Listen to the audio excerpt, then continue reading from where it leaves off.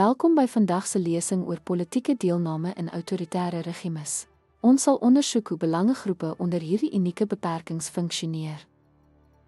Belangegroepe in autoritaire regimes staar beduidende staatsbeheer in die gesig en kooptasie.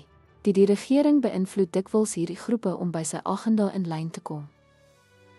Die regime mag sleutelleiers of organisasies koopteer om 'n fasade van pluralisme te skep terwyl beheer oor belangegroepe behoue bly. Belangegroepe het beperkte vermoë om te pleit vir beleide wat die belange van die regime teenstrydig is. Diegene wat die regime teenstaan, kan toesig, teistering of onderdrukking in die gesig staar. Daar is verskillende tipes belangegroepe in autoritaire regimes, insluitend staatsgeborgde groepe, professionele en ekonomiese verenigings en sosiale en kulturele organisasies.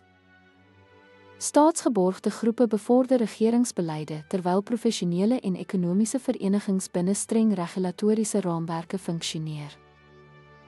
Belangegroepe neem verskeie strategieë vir oorlewing aan, soos die nakoming van staatsregulasies, die gebruik van informele netwerke vir indirekte invloed en die deelname aan lae-profiel aktiwiteite.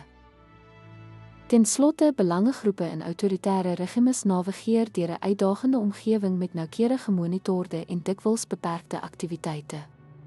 Dankie vir die aandag.